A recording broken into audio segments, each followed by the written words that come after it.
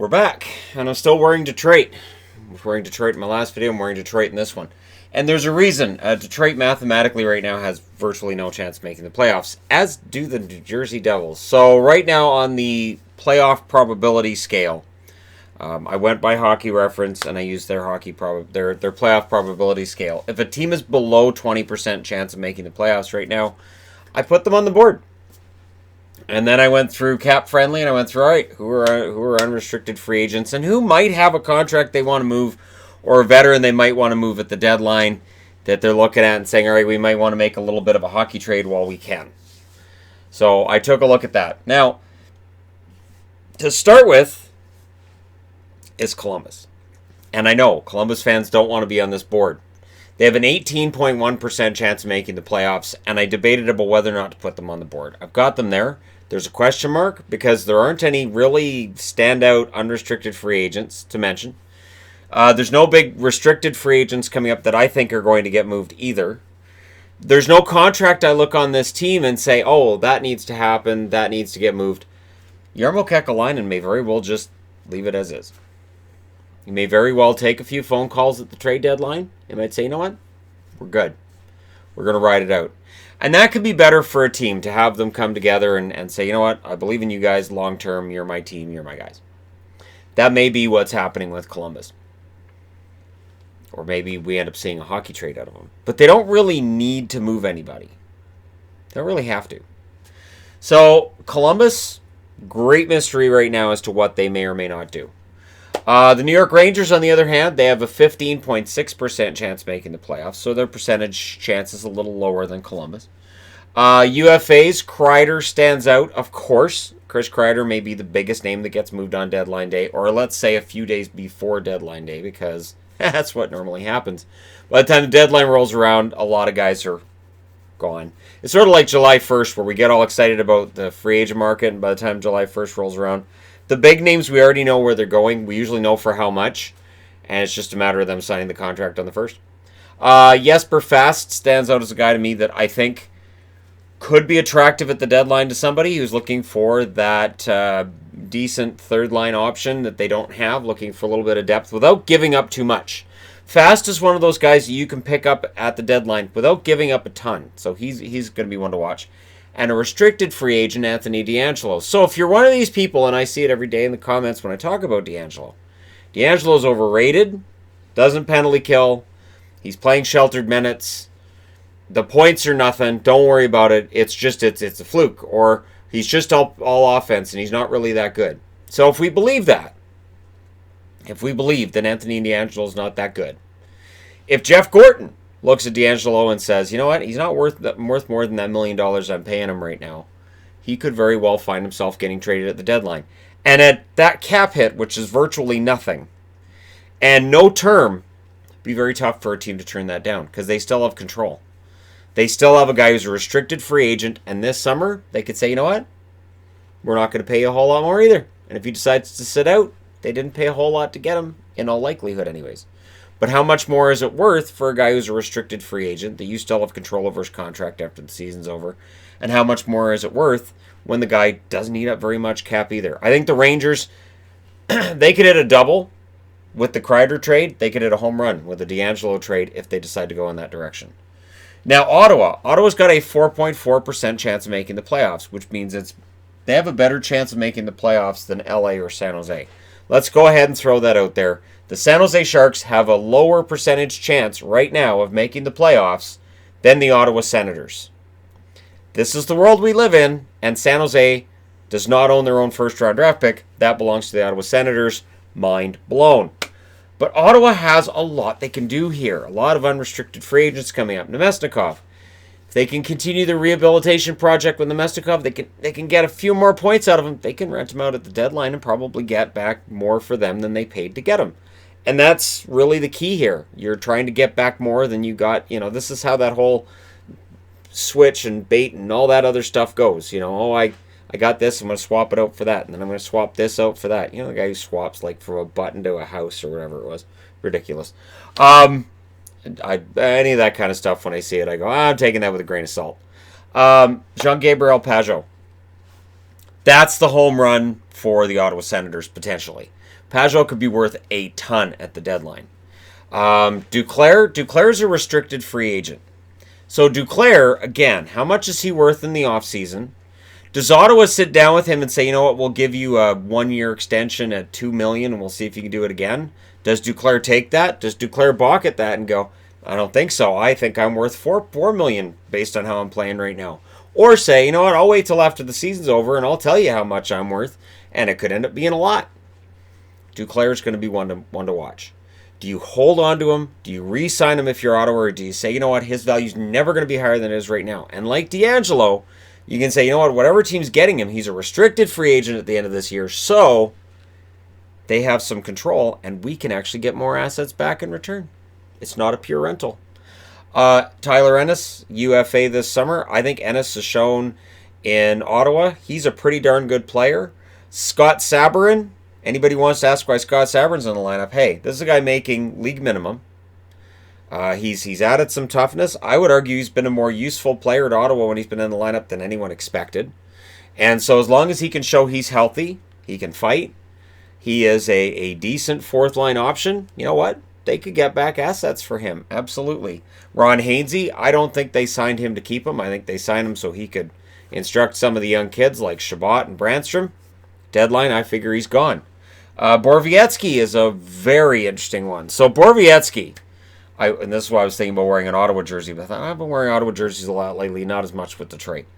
Borowiecki, what is it worth if they keep him? And with the way he's playing this year, does he get a big raise? Does he not get a big raise? Like, can you justify a guy who's on pace for about 30 points going to him and going, well, you're going to get a bunch of points this year, but we don't think you're really worth what you probably should be. And for the city of Ottawa, for the organization, just being able to keep Borowiecki, does that change anything? Does that make fans say, you know what, maybe we will keep some guys? We signed Colin White long term, and we're keeping Borowiecki, who's in his 30s. Awesome. And you do need veterans in that lineup. You have to have veterans to bring the kids along. So he's going to be a really interesting one in that he's putting up some pretty decent totals. 4 goals, 10 assists, 14 points. We're not even at the halfway mark this year. Nobody had Borowiecki getting that kind of stuff, or those kinds of points on the season, much less in a half a season. 4 goals? That's crazy. He had 3 as his career high coming into this year. Anderson, Craig Anderson, he's a UFA this summer. This is probably his last year, I would think. Is he interested in a move? Remember, it was about a year ago. There were rumors he said, I'm out of here. I want to leave. And then was talked out of it, or he had second thoughts. Maybe his wife sat him down and said, look, things are stable right now. We don't need to move. Just, I'm fine where we are. Whatever reason may be given, Anderson's still there. Does Anderson have trade value at the deadline that's worth moving him out? And Dylan DeMello. Dylan DeMello, who right now is injured, he's got a $900K salary cap hit, and that's decent for what he does. So DeMello may find himself on his way out of town as well, and they may get back something for him. So the Erik Karlsson trade is the one that keeps giving and giving and giving, if you're the Ottawa Senators right now, because that San Jose draft pick was in exchange for Erik Karlsson. A trade that San Jose took a major risk there. I never understood that from San Jose's perspective. You had Burns. Anyways, we'll get to San Jose before this is over. But Ottawa could be the most interesting one to watch just because there's so many guys on expiring contracts. Detroit. Restricted free agent Andreas Athanasiou. Does he stay or does he go? Contentious previous contract talks maybe sour the relationship between the team and the player. He's not having as good of a year this year as he had last year.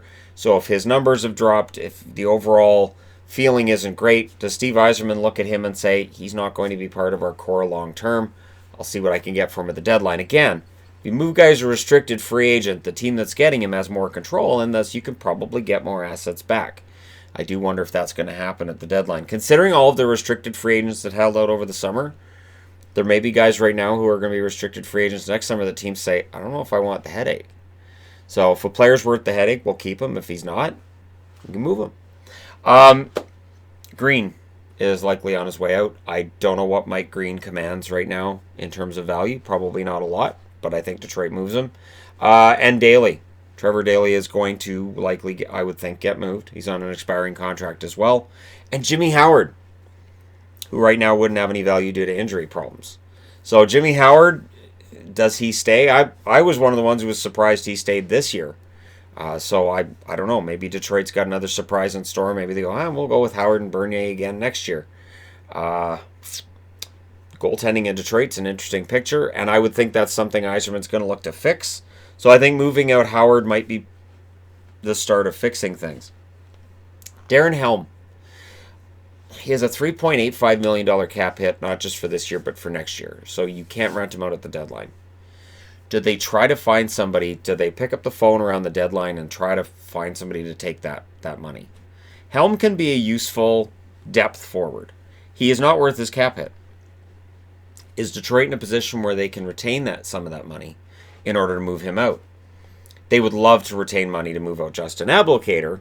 Abdelkader, though, it's a $4.25 million cap hit till 2023. The weird thing with the Abdelkader contract is when it was signed, we thought it was a bad contract. When it was signed, everybody said, what is Detroit thinking? What is Ken Holland doing? Why is $4.25 million? And it may have been one of those situations where a general manager gives money to a player that might be higher than what he should have got anyways, because of loyalty to the player and a belief in the player. And so Abdelkader's contract is one that if Detroit can find anybody to take it, I think is probably moved. I think, and in Ottawa, Bobby Ryan still would be on that list, but I don't think Bobby Ryan's going anywhere. And with Bobby Ryan, he's on long-term leave. We don't know when he'll be back. We wish him all the best and all that. But what's going to happen with Bobby Ryan is still really up in the air. Abdelkader, I think, is a Detroit Red Wing property until that contract is in its expiry year. Until it's in the expiration year, I don't see anybody picking it up. I just don't see it. New Jersey is potentially a player at the deadline. Simmons stands out. Simmons has said he doesn't really want to be moved. Ray Shero should make that trade if something comes in that's good enough. The problem is Simmons hasn't played really, really well for New Jersey. He's played okay. It's very similar to how he finished the season last year with Nashville. He was okay. But Nashville losing Simmons certainly isn't why they're not in the playoff spot right now. There wasn't really anything in Simmons' play to look at if you're David Poile and say, we've got to keep this player. So Simmons has just kind of continued down that road, and he was kind of going down that road in Philly towards the end as well. So Simmons, I don't know how much value he'd have at the deadline, but I think if there's a trade to be made, I think Shero's going to listen. Kevin Rooney's an interesting one because Rooney has a really decent cap hit. He's a fourth liner. He's not more than that. But again, we're just looking at people who could move at the deadline. And for New Jersey, you can replace Rooney from within. Green is UFA. I can't see New Jersey making a move with Green, who has played a ton of games on that blue line. I think he just passed 900 on the New Jersey blue line. But with his age and his expiring contract, it might be tempting to make a move there if somebody is interested. Vatanen is UFA this summer. Does he want to stay in New Jersey or does he want to go somewhere else? With the way things are going in New Jersey, who could blame Sami Vatanen if he says, I kind of really like to go somewhere else? And if he tells Ray Shero that, Shero has to move Vatanen at the deadline. And it would be interesting to see what his trade value is right now, too. You've got to think of first and a prospect. But maybe he doesn't have that value right now. Maybe playing in New Jersey has hurt his value, and maybe you have to take something else. Maybe it's a second and a prospect. So those are your interesting unrestricted free agents, and then PK Subban's name's going to be out there.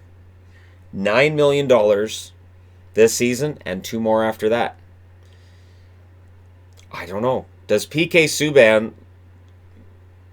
potentially get moved? Would anybody take that cap hit? Or because New Jersey was the only one willing to take it when Nashville was shopping him, does New Jersey now have to eat cap money from him in order to move him? And would they be interested? Does Ray Shero right now still have a lot of faith in Subban? Does he say, you know what, he's had a rough start here, but it's only been X amount of games. That's not really a big teller of just where he's at. So he's having a bad year. Whatever, it's fine. We'll hold on to him. Whole team's had a rough year. He'll bounce back next year. That's going to be one to watch. Now, going over to the West, Chicago, 9.2% chance of making the playoffs. Notice New Jersey and Detroit don't have a chance. They're at like 0.0%. It's 0.0 something percent. It's nothing. 9.2% for Chicago. Their UFAs, you've got David Gustafsson. Gustafsson would honestly attract a lot of interest at the deadline. The problem is, a lot of that interest would be from Chicago and its fans. He's been a solid defenseman for them, and at a time where Keith's career is winding down, Seabrook looks like he may very well be done. DeHaan's out for the rest of the year. I don't know how well it would play if Gustafsson was on the block and if he got moved. I think fans would want a lot back, and it would be very easy to get an underwhelming return for Gustafsson. Crawford's 34 years of age, he's UFA. Leonard's 28 years of age, he's UFA. I put their ages up there because for Chicago fans, they may very well lean towards Crawford. Crawford's been the guy in net for over half a decade, but he's 6 years older than Leonard. And if you can only keep one going forward, and odds are you're probably only going to want to keep one going forward, it may very well be Leonard, which means maybe Crawford moves at the deadline. As insane as that could be, and there might be a team out there that says, you know what? We think we could go on a run this year. We'll pick up Crawford, and we'll see how it turns out with him. I would be kind of sad if Crawford got moved at the deadline, but stranger things have happened. And then Zach Smith stands out to me as a guy who makes a decent amount of money. Wouldn't be a rental, but Chicago might be looking to move. Because remember, he got waived. He got waived, nobody picked him up, and they went, yep, we're doing this to kind of send a message. So that message was sent. He's been okay, but at the deadline, we see guys who maybe cleared waivers, maybe are okay, and then at the deadline, the team goes, you know what, we'll pick him up now. The cap hit's not as bad because we're after the trade deadline, and he's got experience in the NHL. He's an experienced forward. So Zach Smith may very well have more value. For the Rangers, I thought about putting Brendan Smith up there. I still think Brendan Smith's contract makes it virtually impossible to move him. But at least the Rangers have shown he can play forward or defense. So there's that. Now, Zach Smith doesn't have that, but again, I'm not saying he necessarily moves, but I think he could be out there. Anaheim, 9.2% chance for Anaheim to make the playoffs as well. Not great. Delorier is UFA this summer. I've mentioned in some recent videos about fighting he's been doing, and honestly, if you need a guy who adds some toughness to your bottom six, he's your guy. And it likely won't take a whole lot to pry him out of Anaheim. Holzer, Corbinian Holzer, depth defenseman. Pretty likely he gets moved as a UFA. Ryan Miller, I don't think goes anywhere. I saw some kind of rumor about Miller to Toronto, and I thought, why would Toronto do Miller? If anything, the Toronto Maple Leafs should be calling Chicago about Leonard. That would be mind-blowing if they had Anderson and Leonard. If they found a way to make that happen, that would suddenly turn Leafs Nation into just a bunch of rabid wolves waiting for the playoffs, because then you'd have Anderson rested, and you'd have two good goaltenders. So if Anderson has a bad game in the playoffs, you can throw in Leonard, and he may very well steal you a series. So Ryan Miller, to me, doesn't have any trade value. He has not been playing well enough lately. His name may be attached, but if he ends up getting moved, I would think think about Keith Kincaid when he went to Columbus last year. He was a number 3 goaltender, nothing more. There really wasn't much going back to New Jersey in return. And as stunning as it was at the time, we get it, and now Kincaid's in the minors. He's not even backing up Montreal. Derek Grant. Grant's currently injured, but he's played very well this season. And as a UFA, he's going to have some value. So Anaheim should sit down with him and discuss potentially keeping him around. And if his asking price is going to be a little bit above what they want to pay him, move him on, and I think he'll have some value. And then Rickard Rakell stands out as a guy that to me has had now about a year and a half of not playing to his potential. And if Anaheim wants to really shake things up, I would think that if they put Rakell out there, and Andre Kasha as well. Keep in mind that there was a Falk for Kasha deal that was rumored that ended up getting nixed because apparently Falk wouldn't go to Anaheim, couldn't work out an extension with them. So for Kasha, he may very well already feel like the organization doesn't really want to keep me. So Kasha and Rakell, maybe throw them together in a deal and make a hockey trade. I know that's really weird talking about hockey trades because normally it's just rentals and deals involving prospects and draft picks, but I'm a big proponent of actual hockey trades. Raquel and Kasha, hey, why not send them to New Jersey and see what you can get from New Jersey? Maybe Vatanen comes back. Craziness, right? You can work out an extension with Vatanen, get a couple of forwards over to New Jersey. There you go. I just started a trade. And there would obviously have to be something else involved. You can't just make that 2-for-1. That wouldn't work. At least for me, it would be a huge win for New Jersey if that was a 2-for-1 deal going that way. Because Anaheim doesn't have a ton of offensive depth. Anyways, yeah, it's just one of those things. It just, to me, makes sense that Anaheim and New Jersey might be having a conversation again. San Jose, they have a 3.1% chance of making the playoffs. Okay, now Sens fans need to stop dancing when I say that. All right, it's distracting. Just knock it off. 3.1% chance. UFAs, there's not a lot here. There's not a lot here. If you want to get a first rounder this year, if you're San Jose, I'm not sure how you do it. Melker Karlsson's a UFA. Can't call Ottawa and say, hey, we'll offer you Karlsson for your first. They're not going to, because they're going to say, which Karlsson? You're going to be like, shut up. How's that for a Karlsson? You'll be like, you're offering us Melker, aren't you? Well, you can't just assume that. Just say yes, and then you'll be surprised when the plane lands. Totally Melker. So Melker Karlsson, UFA. I like Melker Karlsson. I do. The offense isn't really there, so I'm not sure how much they get for him. Brendan Dillon, he's a UFA. He's making $3.27 million. At least that's his cap hit. And so that's going to make it potentially challenging to rent him out at the deadline unless you have a team that has a lot of cap space. So Dillon, I like Brendan Dillon. I wouldn't mind seeing him back in Dallas, to be honest. He can get rid of some of those defensive turnovers, though. That'd be great. He can leave those in San Jose. But Dillon, he might be an interesting name to watch for the fact that he's physical. There's some toughness there. It's a depth defenseman you're picking up. He might have some value. And Aaron Dell is a UFA this summer as well. So if you're San Jose, do you keep Jones? Do you trade Dell? Do you build up Dell between now and the deadline, looking at your percentage chance of making the playoffs and go, well, we're not going to make it anyway, so we might as well build up Dell and see what we can get for him? I don't know. San Jose's in a really tough position. They weren't supposed to be here. Not this bad. I mean, yeah, there were some that said, they might miss the playoffs. We thought they were crazy, but this is bad. This is just downright bad. LA, 2.2% chance of making the playoffs. UFAs for them, Tyler Toffoli, who's rumored all the time. He's going to go. It's just a matter of when and where. Trevor Lewis is a fascinating one. They don't mention Trevor Lewis much, but he's a UFA. And again, he's one of those ones that a team that's a contender might look at and might say, hey, why get Toffoli? We can get Lewis for less. Offensively, he won't provide that much less than Toffoli. He won't provide as much as Toffoli, but Toffoli's numbers aren't exactly earth-shattering. So maybe you go with Lewis. Maybe you go with Kyle Clifford as a UFA this summer too. You want to get a couple of punches thrown in a game, you bring in Kyle Clifford. And every now and then he chips in a goal or two as well. It's really weird. So, and then on the blue line you got Ben Hutton, who's come out of Vancouver. He's been okay. He had a really good start with the Kings, and it's kind of tailed off after that, to which Canuck fans will go, yeah, it's Hutton, all right. And that's where they're at. Now, contracts, if you want to call them about contracts, they've got contracts. Jonathan Quick is paid $5.8 million until 2023. I don't know that Jonathan Quick's worth $5.8 million now. The odds of him being worth $5.8 million in 3 years, slim. He's 33 years of age right now. So, yeah, Quick, it's going to get more and more difficult with him. Jeff Carter, $5.272 million till 2022. So this year and 2 more seasons after. For Carter, that's too much. And Carter, when he hit his 1,000th game, he had some really good games in there that looked $5.27 million worth. But it's kind of, his offense has really dried up. So I'm not sure how you free yourself from that contract. Keep in mind, for another 2 years. And Dustin Brown, $5.875 million until 2022 as well for him. So those are 3 contracts I think LA would move if they could.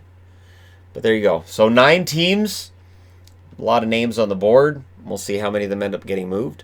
So let me know which guys on this board you think are getting moved. And not only that, but here's another challenge for you guys. Names that are not on the board that you think these teams might be looking to move. And not only that, which teams are not on the board that are going to find themselves probably out of a playoff spot that at the deadline may very well be sellers. Let me know what you think about that. I'll probably do this again in like a month. I don't think this will become a regular thing. Because the whole, I mean, it is speculation, but it is a good chance that if your team doesn't have much chance of making the playoffs, they're going to look to get something back for their expiring assets that probably don't stick around. That's a pretty safe bet, but these are going to change, so probably in about a month I'll be able to do something like this again. Probably not exactly like this, but something along the lines of this. Let me know what you guys think in the comment section below as always. Don't forget to hit like and subscribe if you're browsing your way through. You just happened upon this video. Thank you guys so much for watching, for all your support. I'll talk to you again soon.